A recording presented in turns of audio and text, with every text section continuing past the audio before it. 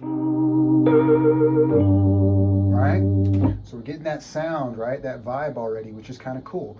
And then the last thing I'll do before I process this is I'll add a little low pass filter on this thing so that we're starting to kind of create that underwater effect.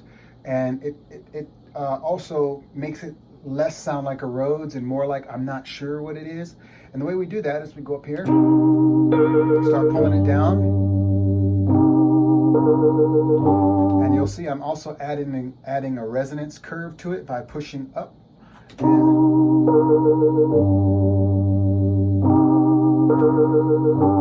This is without it.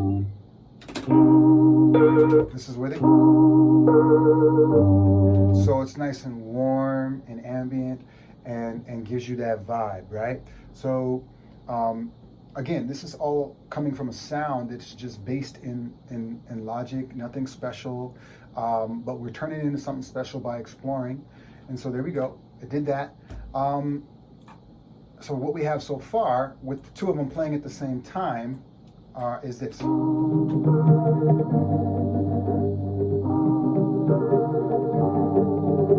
That's cool, but I think we could take it to the next level. So how am I going to take it to the next level? A little trick I like to use, chopping stuff up and changing the speed on certain things. So what I'm going to do is I'm going to get my scissors tool and I'm going to cut every time the chord changes.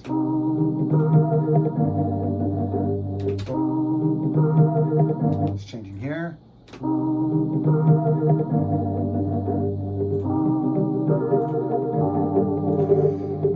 Cool. So I've cut it up a little bit.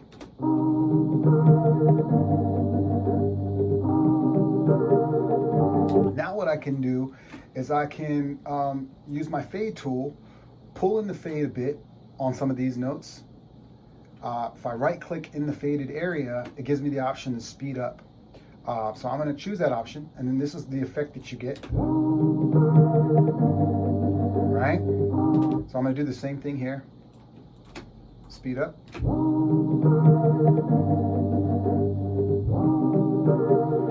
Right? Getting a little bit of movement out of that. Now we'll take these pieces after. Let's reverse them and see what we get. You can reverse these pieces by over here in your region pane, click in reverse. You'll see now both of these pieces that I had selected have reversed, and this is what we get.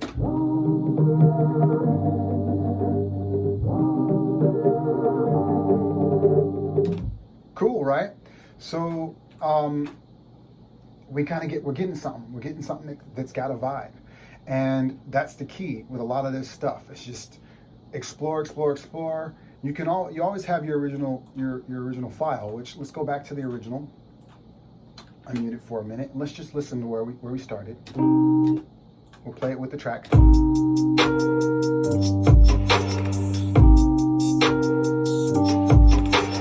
That's cool. But what we have now so far is this.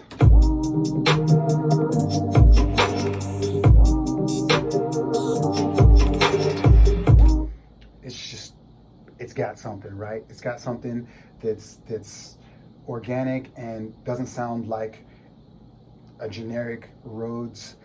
You can always lay a generic Rhodes on top of that, but it's got atmosphere, it's got character, it's got personality, and we're going to take it one step further. And so what we're going to do is now take what we have, balance it real quick. So let me turn off everything but those two channels.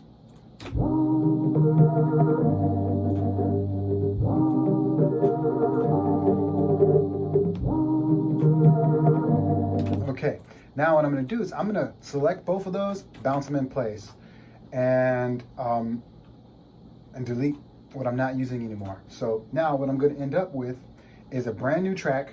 Get rid of these. Brand new track. All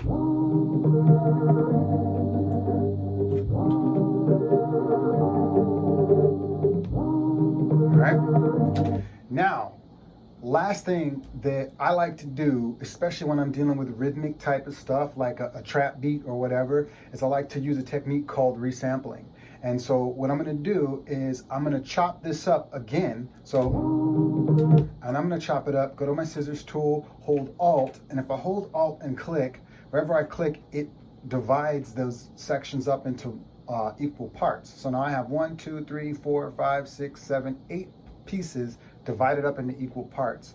And I'm going to take those 8 pieces, highlight them all, right click, and go to convert to new sampler track. That's what I want to do. You can find it here. Convert to new sampler track.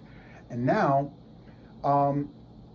with just a few settings, I can turn all those chops into chops that I can play on the keyboard. So I'm going to do that now. So right now, our chop would start at C1 on the keyboard, and we want to go up 8. So right now, this is telling us we're already going up 8, which is good. If we weren't going up 8, we could always just go here and change this until this number reflects 8. So I'm going to go here and go back to there. Now this number reflects 8, which means from C1, 8 keys up, you're going to have every one of those keys, every half step is going to be one of these chops. So I'm going to hit OK. And it's created a new sampler track down here for me. And it's even put in the chops in sequence. We don't need those chops, we can delete them. And what we can do is now we can go to our C1 on our keyboard, and you can hear the first chop is on C1, the second chop is on C sharp, and all the way up. So now I can replay those Rhodes in any order I want, any rhythmic pattern that I want on top of my beat. So here's my beat.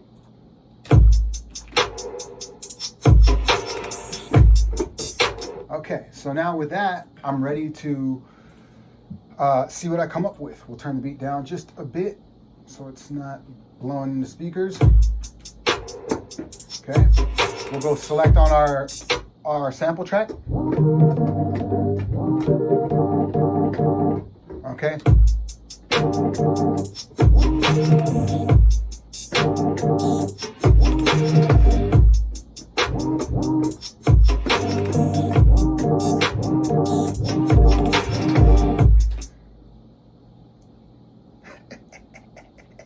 Let's record something.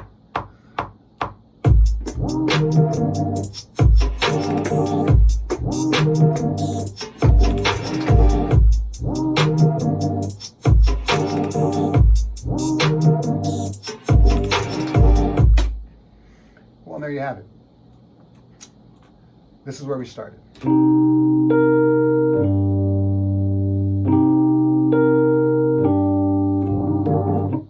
This is where we ended.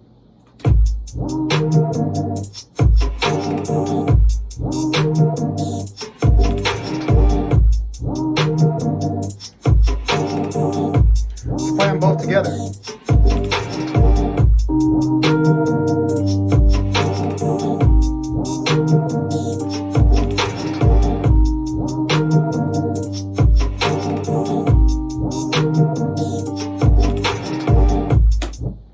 There you go.